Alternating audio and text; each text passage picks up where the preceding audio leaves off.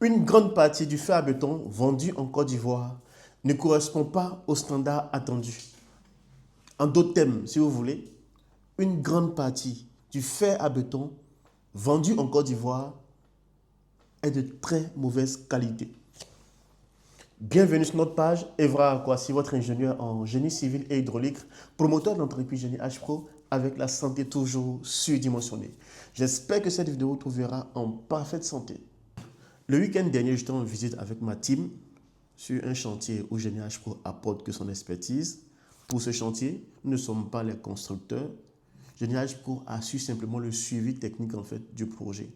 Alors, très souvent, nous sommes contactés pour ce genre de projet lorsque ces maîtres d'ouvrage-là ou ces entrepreneurs ont déjà une équipe qui construit pour eux, si vous voulez. Alors, donc, nous, on assure simplement en fait, le suivi technique. On veille à ce que les plans d'architecture soient respectés, les plans d'exécution soient respectés, le cas des charges soit respecté également aussi. En gros, c'est le suivi qu'on fait.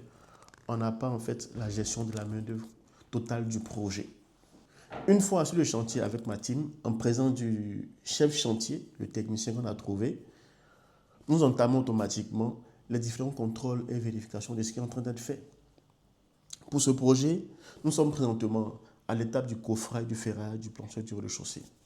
Donc nous avons effectué un premier contrôle au niveau du coffrage. À 90%, c'était parfait. Il y avait des erreurs à corriger, mais là n'est pas le problème. Nous passons automatiquement au ferraillage. Le technicien pour ce projet a décidé de ferrailler les ouvrages élémentaires de cette dalle-là, c'est-à-dire les poutres, les nervures au sol, avant de les faire monter, afin de les poser en fait dans le coffrage qui est en train d'être fait présentement. Ok. Donc, au niveau du ferraillage, on fait une vérification au sol, les différents espacements sont respectés, les dispositions constructives sont respectées également, les faits bien disposés. Donc, après avoir vérifié la conformité entre les plans d'exécution et ce qui est en train d'être ferraillé au sol, je parle des poutres et des nervures, nous passons maintenant au contrôle du diamètre en fait, des fers utilisés. Pour ce contrôle, pour vous dire vrai, certains le font à l'œil nu, mais la confiance n'exclut pas le contrôle. Moi, je me sers en fait de ce pied à coulisse là, vous voyez, par là, vous arrivez à facilement mesurer avec précision le diamètre. Par l'arrière que vous voyez, ça nous donne également le diamètre des ouvertures, des tuyaux si vous voulez, des intérieurs des tuyaux, des diamètres des tuyaux aussi utilisés. Le bas ici, ça nous permet de mesurer également aussi les profondeurs. Ok. Donc moi j'utilise en fait ce puits à coulisse pour pouvoir avoir une idée claire ou bien pour savoir exactement le diamètre des fers utilisés. Lors du contrôle, je sélectionne simplement quelques éléments en fait. Je prends des éléments, par exemple comme des poutres ou bien des nervures même, où en armature inférieure, il y a des barres de 14 par exemple. Je vous assure, je mesure le diamètre en fait avec ce pied à coulisse là, des barres de 14, je trouve 12,5 quelques poussières. Je dis ok, peut-être c'est une erreur. Je vais sur les barres de 10, je trouve que du fait 8,5 comme ça. Je vais sur les barres de 8, je trouve 7,5 et j'en passe. C'est-à-dire tout était faux, pour vous dire vrai. Le seul diamètre en fait qui était conforme, c'était les barres de 16. Quand j'ai mesuré, j'ai trouvé effectivement des barres de 16 aussi. Là, ça confirmait au moins des doutes que j'avais eu dans le passé. Ça fait 2 fois que je rencontre cette même situation. J'ai échangé avec le technicien et ensemble on a trouvé une solution pour pouvoir corriger ces erreurs-là le plus vite possible. Mais là n'est pas le problème. Je vous invite simplement à aller sur Google, dans la barre de recherche, taper usage du faux fer à béton en Côte d'Ivoire. Lisez les réponses. Vous allez comprendre beaucoup de choses en fait. Je vais profiter en même temps pour répondre à plusieurs commentaires que j'ai lus sous l'une de mes publications.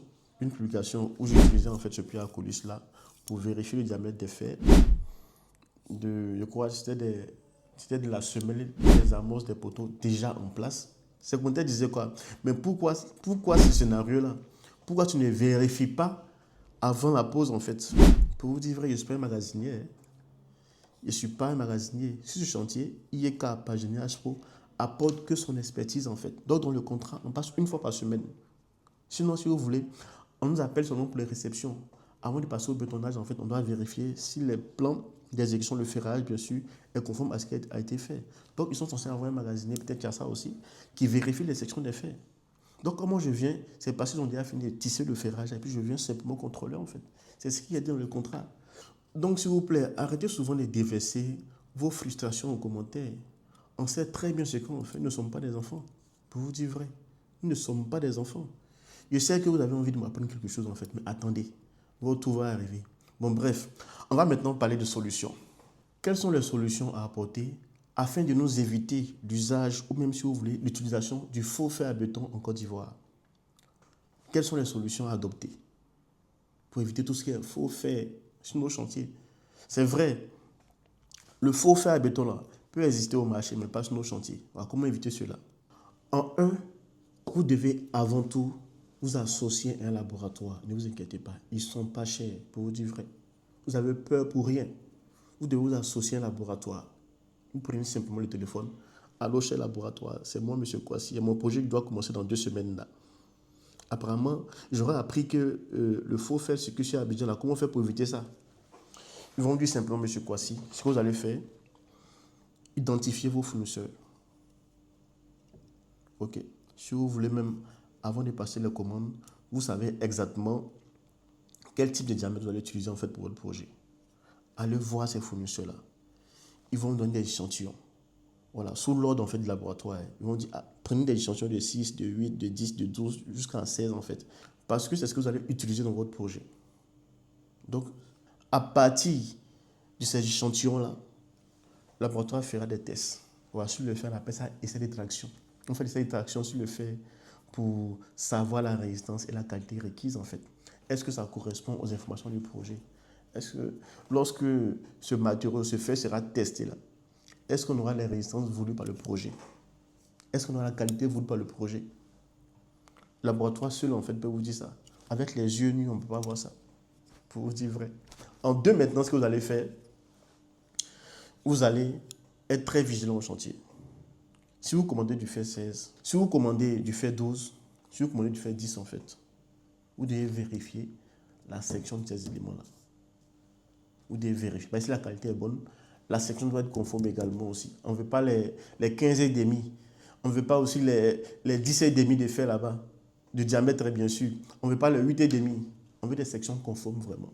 Je vous assure que si vous procédez ainsi, si vous associez le laboratoire à vos projets, en termes de qualité des matériaux, vous n'allez pas regretter. D'ailleurs, ils ne s'arrêtent pas seulement à la vérification du fer. Ils vont même vous accompagner pour la vérification du béton aussi. Est-ce que, avec le sable, gravier, ciment, avec l'eau même que vous allez utiliser, est-ce que vous pourrez avoir la résistance voulue par le projet? Même les briques que vous allez utiliser, les agglos si vous voulez. Ils feront des tests d'écrasement sur ces agglos-là pour voir si la résistance voulue par le projet est atteinte. Donc, s'il vous plaît, ne fuyez pas les laboratoires, ils ne sont pas chers. Ils sont là surtout pour vous accompagner, de telle sorte que vous utilisez en fait des matériaux de qualité dans vos projets. Ok, merci à tous, merci aux Yekish, merci aux abonnés à Génie H Pro, notre entreprise. Merci pour vos likes, merci pour vos messages d'encouragement, ça nous fait énormément du bien. Merci et ensemble, nous serons plus forts. Merci.